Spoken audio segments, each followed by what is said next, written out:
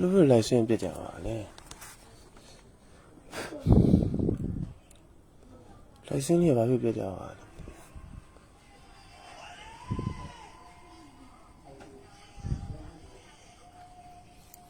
ဲဒီရှိနေတဲ့မိတ်ဆွေအားလုံးပဲနော်လိုက်ဆင်းလေးပြကြပါနော်အဲ့ဒါပြန်ရှင်းပြမယ်6က3ညရ6ကဒီ3လုံးပေါင်းချင်းဒီကျွန်တော်6လုံးပိုင်းဆိုတော့6ဘူးဆိုပြီးကျွန်တော်ထွက်ခဲ့တယ်9ရ6ကဒီ3လုံးပေါင်းချင်း6ဒီ6လုံးပိုင်းဆိုပြီး61ဆိုပြီးတော့ကျွန်တော်ထွက်ရှိခဲ့ပါတယ်အဲ့တော့6က2ကနှလုံးပေါင်းချင်း8အဲ့ဒီ8က4ရပေါင်းချင်း2နော်အဲ့တော့2ဒီရလုံးပိုင်းဖြစ်ပါတယ်2ဒီလုံးပိုင်းဆိုတော့ကျွန်တော်မနက်က21ဆိုပြီးတော့ထွက်ခဲ့ပါတယ်တစ်က8ကနှလုံးပေါင်းချင်း9ရ2က3လုံးပေါင်းချင်း1နော်ဒီ3လုံးပေါင်းချင်းဒီ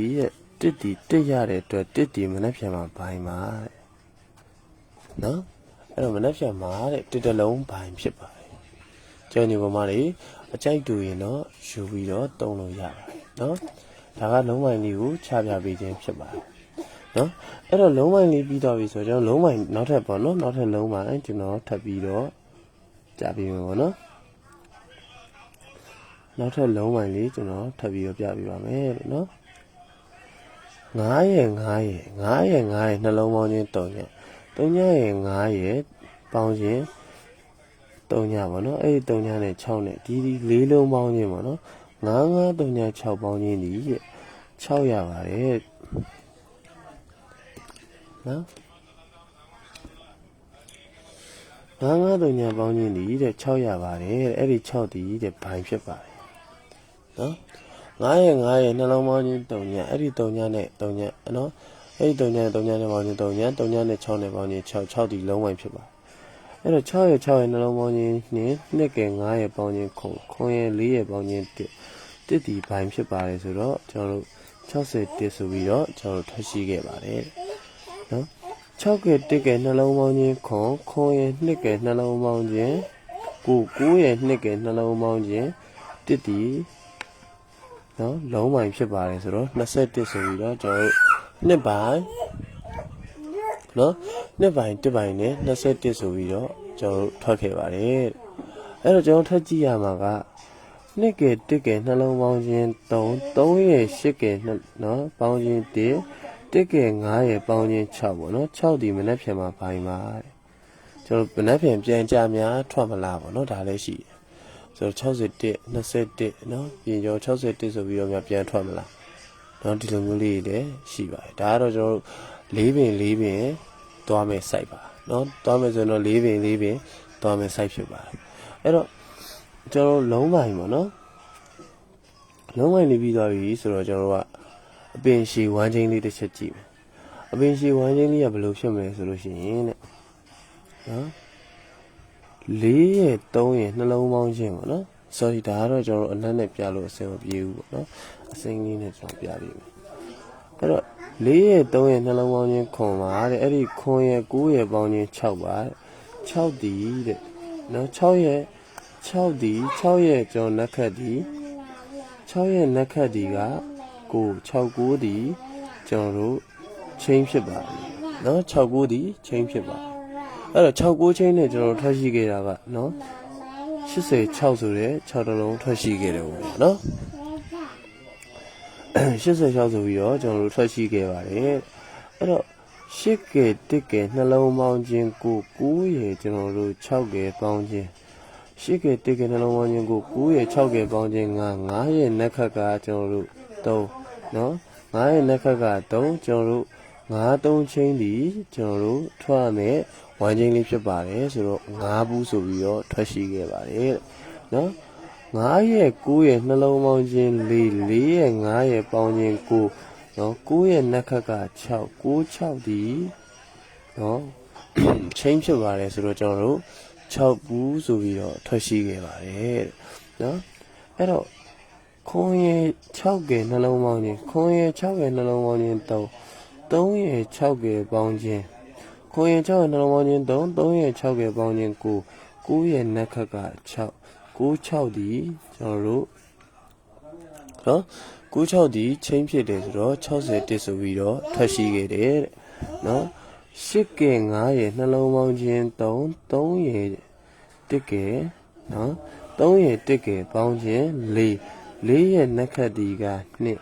4နှစ်ဒီချင်းဖြစ်တယ်ဆိုတော့21ဆိုပြီးတော့ကျွန်တော်ထွက်ရှိခဲ့တယ်နော်9ရဲ့6ကဲနှလုံးပေါင်းချင်းတစ်ကဲပေါင်းချင်းနော်2ရဲ့နှက်ခတ်က4မနှက်ဖြတ်မှာကျွန်တော်တို့နော်ကျွန်တော်မိတ်ဆွေတွေဒီ site ကပြီးတတ်တယ်နော်ဒီလားနော်ကျွန်တော်မျိုးတွေတစ်ခါပြောလိုက်မယ်အဲ့လို site ပင်ရှည်လေးရပြီးတတ်ပါတယ်ဘာကြောင့်လဲဆိုတော့ကျွန်တော်96ဆိုပြီးတော့လာတယ်4နှစ်ဆိုပြီးပြန်လာတဲ့အတွက်ကြောင့်မလို့ပြန်လာနိုင်ကြီးရှိတယ်အဲ့တော့2 4ချင်းဒီလဲမနှက်ဖြတ်မှာကောင်းမွန်ပါတယ်နော်အဲ့တော့2 4ချင်းဒီလဲမနှက်ဖြတ်မှာအကောင်းမွန်ဆုံး site ကလေးတစ်ခုဖြစ်ခဲ့ပါတယ်အဲ့တော့ဟုတ်ပြီ2 4ချင်းကလည်းဟုတ်ပြီအဲ့တော့နော်ကနန်းလေးကနည်းနည်းများနေတယ်အဲ့တော့ကျွန်တော်တကွက်ကောင်းပြန်လို့ရှင်တယ်ဘယ်လိုထုတ်ရမလဲဟုတ်ပြီတကွက်ကောင်းပြန်လို့ရှင်တော့ကျွန်တော်ဗရိတ်ကလေးနဲ့သွားမယ်နော်ဗရိတ်ကလေးနဲ့ဘယ်လိုသွားမလဲဆိုရင်ကျွန်တော်တို့6ကဲနော်6ကဲ1ကဲကျွန်တော်တို့6ကဲ1ကဲပေါင်းချင်းခွန်ရဲ့ပေါင်းချင်းဒီ3လုံးပေါင်းချင်းဒီတဲ့နော်4တဲ့နော်4တဲ့ကျွန်တော်တို့4ရဲ့ပါဝါဒီက4ရဲ့နှက်ခတ်ဒီက2 4 9ဒီတဲ့ဗရိတ်ဖြစ်ပါတယ်နော်4 9ဒီဗရိတ်ဖြစ်ပါတယ်ဆိုတော့ကျွန်တော်တို့ဘာဗရိတ်ထွက်ခဲ့လဲ86ဆိုတဲ့4ဗရိတ်ထွက်ခဲ့ဘူးလားအဲ့တော့ကျွန်တော်ညီကိုရထက်ကြည့်3ရဲ့9ရဲ့နှလုံးပေါင်းချင်း2အဲ့ဒီ2နဲ့ကျွန်တော်တို့8နဲ့ပေါင်းချင်းဒီ3လုံးပေါင်းချင်းဒီတဲ့နော်2နဲ့ဒီပေါင်းချင်းဒီ3ရဲ့ပါဝါဒီက9 3ရဲ့နှက်ခတ်ဒီကခွန်တဲ့9 3ခွန်ဒီပရိဖြစ်ပါတယ်ဆိုတော့9ဘူးဆိုတဲ့3ပရိထွက်ခဲ့ပါတယ်နော်အဲ့တော့ကျွန်တော်ထပ်ကြည့်ရမယ်ဆိုရင်1ကဲ6ကဲနှလုံးပေါင်းချင်း1ကဲ6ကဲနှလုံးပေါင်းချင်းခွန်ရဲ့9ရဲ့ပေါင်းချင်း2ရဲ့ပါဝါဒီကခွန်2ရဲ့နှက်ခတ်ဒီက4ခွန်နဲ့4ဒီပရိဖြစ်ပါတယ်ဆိုတော့6ဘူးဆိုတဲ့2ပရိထွက်ခဲ့ပါတယ်နော်အဲ့တော့6ကဲ9ရဲ့တဲ့နှလုံးပေါင်းချင်းအဲ့ဒီ1နဲ့ကျွန်တော်တို့နော်အဲ့ဒီ1နဲ့ကျွန်တော်တို့ဒီ89က9ပိတ်နဲ့3လုံး9ရဲ့9ရဲ့6ကဲဒီ3လုံးပေါင်းချင်းဒီတဲ့နော်ကျွန်တော်တို့3ညရတယ်ပေါ့ဗျ3ညရဲ့ပါဝါဒီက9 3ညရဲ့နှက်ခတ်ဒီကခွန်3ည9ခွန်ပရိဖြစ်တဲ့အတွက်ကြောင့်မလို့61ဆိုတဲ့ခွန်ပရိထွက်ခဲ့ပါတယ်အဲ့တော့ကျွန်တော်ညီကိုမောင်နှမတွေထပ်ကြည့်မှာ6ကဲပေါင်းချင်း2ကဲ6ကဲပေါင်းချင်း8ရဲ့နှက်ခတ်ဒီက8ရဲ့ပါဝါဒီက8ရဲ့နှက်ခတ်ဒီက1 3ဒီဗရိတ်ဖြစ်ပါတယ်ဆိုတော့ကျွန်တော်တို့မနက်ကကျွန်တော်တို့ထွက်ရှိခဲ့တဲ့21ဆိုတဲ့ကျွန်တော်တို့3ဗရိတ်ထွက်ရှိခဲ့ပါအဲ့တော့မနက်ဖြန်မှာဒီမှာကကျွန်တော်တို့1ပိုင်း6ပိုင်း2 4ချင်းနဲ့ကျွန်တော်တို့တော့ဘာကနန်းကနည်းနည်းများနေတယ်အဲ့တော့အဲ့ထဲကမှကျွန်တော်ဗရိတ်လေးနဲ့ပြန်ပြီးထုတ်ရမယ်ဆိုလို့ရှိရင်9ရဲ့1ကဲပေါင်းချင်း6ကဲ2ကဲပေါင်းချင်း8ပေါ့နော်9ရဲ့1ကဲပေါင်းချင်း6ကဲ2ကဲပေါင်းချင်း8ရဲ့ပါဝါဒီက3 8ရဲ့နှက်ခတ်ဒီက1 8 3ဒီဗရိတ်ဖြစ်ပါတယ်နော်အဲ့တော့8 3ဗရိတ်ဆိုတော့ကျွန်တော်တို့ဒီမှာက1ပိုင်း6ပိုင်း2 4ချင်းနဲ့ဆိုရင်ကျွန်တော်တို့ကမနက်ဖြန်မှာထိုးရမယ်ကလေးမနက်ဖြန်12နာရီ10မိနစ်မှာကျွန်တော်တို့ဗရိတ်အနေနဲ့ရရှိခဲ့တာက8 3 1နော်ဒါကဗရိတ်ပေါ့နော်8 3 1ကဗရိတ်ဖြစ်ပါတယ်ကျွန်တော်တို့လုံးပိုင်းလေးအနေနဲ့ကတော့ကျွန်တော်တို့1ပိုင်း6ပိုင်းပါတဲ့နော်ဒါကတော့လုံးပိုင်းဖြစ်ပါတယ်နော်ချင်းလေးအနေနဲ့ကတော့ကျွန်တော်တို့2 4ဒီ1ချင်းဖြစ်ပါတယ်နော်အဲ့တော့ကျွန်တော်တို့တစ်ကို10ပရိတ်ဖြစ်အောင်ဆိုရင်ကျွန်တော်တို့တစ်ကို10ပရိတ်ဖြစ်သွားအောင်ဆိုလို့ရှိရင်ပေါ့နော်တစ်ကို10ပရိတ်ဖြစ်အောင်ဆိုလို့ရှိရင်ဒါကလည်းတစ်ကို10ပရိတ်ဖြစ်သွားအောင်ဆိုလို့ရှိရင်တစ်ခွန်တစ်ကို3ပရိတ်ဖြစ်အောင်ဆိုရင်တစ်နှစ်နော်အဲ့တော့တစ်ကို1ပရိတ်ဖြစ်အောင်ဆိုရင်30ပေါ့နော်30အဲ့တော့6ကို10ပရိတ်ဖြစ်အောင်ဆိုရင်62 6ကို3ပရိဖြစ်အောင်ဆိုလို့ရှိရင်60နဲ့မှာခွန်နော်6ကို1ပရိဖြစ်အောင်ဆိုလို့ရှိရင်65ပါနော်ကဏ္ဍလေးတွေကစောက်ကနေဟောဖြစ်သွားပြီနော်ဒီမှာလိုရတယ်ဆိုတော့ကျွန်တော်65နော်65ဟုတ်ပြီနော်အဲ့တော့နှစ်ကိုကျွန်တော်10ပရိဖြစ်အောင်ဆိုရင်နော်နှစ်ကို10ပရိဖြစ်အောင်ဆိုလို့ရှိရင်20နဲ့မှ6ဒါပါသွားပြီနော်နှစ်ကိုကျွန်တော်3ပရိဖြစ်အောင်ဆိုရင်နှစ်1ပါသွားပြီနော်နှစ်ကို1ပရိဖြစ်အောင်ဆိုလို့ရှိရင်နှစ်ကိုနော်4ကို1ပရိဖြစ်အောင်ဆိုလို့ရှိရင်40ခွန်ကျွန်တော်ဒါလေးပဲရေးပြလိုက်တော့မစားဘူးကလည်းတိတ်မဆန်းတော့အဲ့တော့ကျွန်တော်1ခွန်1နှစ်ဒါကတော့ကျွန်တော်တင်ခွက်ပေါ့နော်1ခွန်1နှစ်ပါ1ခွန်1နှစ်ကောင်းတယ်ပေါ့နော်1ခွန်1နှစ်36နှစ်6ခွန်65နှစ်ကို4ခွန်ဒါလေးတွေကျွန်တော်ထပ်ထုတ်မယ်ဆိုလည်းအများကြီးရှိသေးတယ်အဲ့တော့ကျွန်တော်ကကျွန်တော်ညီကောင်တို့တွေကိုကျွန်တော်ပေးချင်တာကတော့ပေါ့နော်ကျွန်တော်ပေးချင်တာကတော့ဘာလဲဆိုလို့ရှိရင်နော်ဒီကကျွန်တော်ပေးချင်တာကိုပြောတာနော်ဒါကကျွန်တော်စိုက်ကလေးပြပေးသွားပြီအဲ့တော့မနှက်ပြန်တော့မှကျွန်တော်တို့ဟိုဘက်ကဆောက်ကနေတီးနေတယ်အဲ့တော့ကျွန်တော်တို့မနှက်ပြန်မှာကျွန်တော်ညီကောင်တို့နော်မနှက်ပြန်18ရက်ပေါ့နော်မနှက်ပြန်ကျွန်တော်တို့18ရက်3လ2026ပေါ့နော်ကျွန်တော်ဗုဒ္ဓဘူးနေကျွန်တော်12နာရီ10မိနစ်မှာကျွန်တော်တို့ကနော်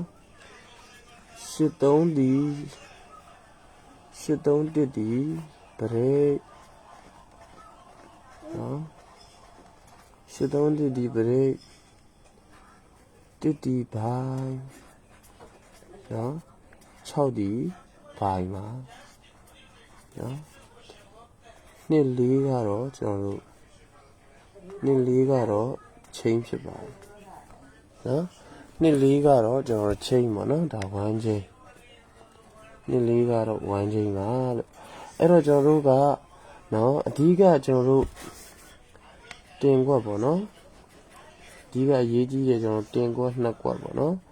တင်ကွက်2ကွက်ကိုကျွန်တော်ညီကောင်တို့တွေကျွန်တော်ရဲ့ဖုန်းနံပါတ်399694 506 165ကိုနော်ဘိုင်ပါကျွန်တော်မဆီပေါ့နော်မဆီကနေပြီးတော့တင်ကွက်2ကွက်ကျွန်တော်ထုတ်ပြီးမှတင်ကွက်2ကွက်ကိုလာရောက်ပြီးတော့ဟိုင်းထားပါလို့နော်ဟိုင်းထားပြီးတော့ယူလို့ရပါတယ်ကျွန်တော်ရဲ့ပြည်မစင်ညာမှာလည်းလာရောက်ပြီးဟိုင်းထားပြီးတော့လည်းယူလို့ရပါတယ်အဓိကကျွန်တော်ပြောချင်တာကတော့ကျွန်တော်ညီကောင်တို့တွေပေါက်မှာပေးပါကိုတက်နိုင်တော့ကိုယ့်ဘောင်ကိုထိုးပါကျွန်တော်ကန့်သက်မရှိပါဘူးပေါက်မှာပေးပါဟုတ်ပြီနော်ကျွန်တော်ညီကောင်တို့တွေအစင်ပေးကြတယ်ပေါက်ကြတယ်ဆိုမှပေးကြပါကျွန်တော်ကိုစေနာကြီးပေးပါနော်ပေါက်ပြီးစေတနာကြီးပါပဲနော်စေနာကြီးပါအဲ့တော့ကျွန်တော်ကစေတနာကြီးဖြစ်တဲ့အတွက်ကြောင့်မလို့ကျွန်တော်ညီကောင်မောင်နှမတွေတအားကြီးတဲ့လိုက်ထိုးစရာမလိုပါဘူးတကယ်ကိုကြိုက်တယ်ဆိုမှတော့အစင်ပြေသူကိုကြိုက်တယ်လို့မျိုးထိုးကြပါဒါကျွန်တော်ပြောတာကိုနားလည်လိမ့်မယ်ထင်လိမ့်မယ်နော်အဲ့တော့ကျွန်တော်ပြီးမှတင်ခွက်နှုတ်ခွက်ကိုလာရောက်ပြီးယူလို့ရတယ်ယူပြီးရင်လည်းကျွန်တော်တို့ကိုကြိုက်နေတဲ့သူတို့မျိုးပဲထိုးပါ100ဘုထုမှ200ဘုထုမှ1000ဘုထုမှကိုကြိုက်သူတို့ထိုးပေါက်သွားတဲ့အခါမှာကိုပေါက်တဲ့ဟာလေးနဲ့ချင်းချင်းပြီးတော့မှကျွန်တော်ပြန်ပြီးတော့စီနာကြီးပြန်ပြီးတော့လွှဲပေးလို့ရပါတယ်ဒါကျွန်တော်တစ်ခါလေးရှင်းပြထားတာပါအဲ့တော့ဒီမှာကျွန်တော်ထုတ်ပေးရမယ်ဆိုလို့ရှိရင်နော်16ဟုတ်ပြီနော်16ကျွန်တော်တို့1နှစ်1လေးနော်6နှစ်6လေးဟုတ်ပြီနော်ဒါ6နှစ်6လေးဒီကဏ္ဍလေးရတော့အာထိုးရမှာဒါအဓိကကဏ္ဍလေးပေါ့နော်ဗရိတ်နဲ့တွဲပေးပါဆိုလို့ရှိရင်တော့ကျွန်တော်တို့နော်ဗရိတ်နဲ့တွဲပေးပါဆိုလို့ရှိရင်တော့ကဏ္ဍကနည်းနည်းများမယ်ဗရိတ်နဲ့တွဲပေးပါဆိုတော့ကျွန်တော်ညီကောင်မတွေကိုကျွန်တော်ပြခဲ့တဲ့အတိုင်းပဲနော်1ခွန်နော်1ခွန်30နော်1ခွန်30နော်60ခွန်65နှစ်ကို4ခွန်ဒါဗရိတ်နဲ့တွဲပြီးမယ်ဆိုကဏ္ဍလေးရနေများမယ်နော်အဲ့တော့ထားလိုက်တော့ဗျာဒါတော့ကိုကြိုက်နေတဲ့တူလိုမျိုးဗရိတ်နဲ့ကျွန်တော်တို့စင်ပြေတူထိုးအားပြီးတော့ထိုးပေါ့နော်ဒါဗရိတ်နဲ့ကိုကြိုက်တူလိုမျိုးလုပ်ပြီးကျွန်တော်ကတော့ ကိုကြိုက်တဲ့ကဏ္ဍလေးတွေလည်းလုံးဝလေးတွေရှိမှာလုံးဝပဲပရင်းနဲ့တွဲထိုးနော်ဝမ်းချင်းကိုပဲပရင်းနဲ့တွဲထိုးဝမ်းကျွန်တော်ဒါမှမဟုတ်နော်လုံးဝနှလုံးပဲတွဲထိုးကျွန်တော်ဘက်ကတော့ကျွန်တော်တွေ့တာမြင်တာကိုအကုန်လုံးချပြပြီးသားအဲ့တော့ကျွန်တော်ရဲ့ညီကောင်မတွေကမနှက်ဖြန်မှာတင်ကွက်နှစ်ကွက်နဲ့အပြီးစော်မယ်နော်တင်ကွက်နှစ်ကွက်နဲ့ကျွန်တော်ကိုယုံကြည်လို့ထိုးကျင်ပါတယ်နော်ပေါ့ဝင်လေစီနာကြီးပြီးနိုင်ပါတယ်ဆိုတဲ့ညီကောင်မတွေကတော့6959616မှာViber ရှိတယ် message ရှိတယ်ဟိုင်းထားပါเนาะတကယ်လို့ဒီကျွန်တော်တို့ကိုမျိုးစီနာဆိုတဲ့ကျွန်တော်တို့Facebook account မှာတော့เนาะကိုမျိုးစီနာ Facebook account မှာတော့ပြီး Messenger ပေါ့เนาะပြီး Messenger မှာလည်းလာရောက်ပြီးတော့ယူလို့ရပါတယ်လို့เนาะအဲ့လိုပြောကြရင်လည်းကျွန်တော်ရဲ့ live ဆွေးနွေးကိုရနာခွင့်ပြုပါလို့เนาะအားလုံးကိုချစ်ခင်ကျေးဇူးတင်ပါတယ်ကျွန်တော်ရဲ့ဖုန်းနံပါတ် message Viber message မှာပြန်လည်ဆုံးတွေ့ကြပါမယ်ကျွန်တော်ရဲ့ညီကောင်မတွေယုံကြည်တဲ့ဆိုရင်တော့လာရောက်ပြီးတော့ယူလို့ရပါတယ်အားလုံးကိုကျေးဇူးများတင်ပါတယ်မင်္ဂလာရှိသောညချမ်းလေးကိုပါဆိုင်နိုင်ကြပါစေလို့ဆုမကောင်းတောင်းရင်းနဲ့ပဲ live ဆွေးနွေးကိုရနာခွင့်ပြုပါဗျာနော်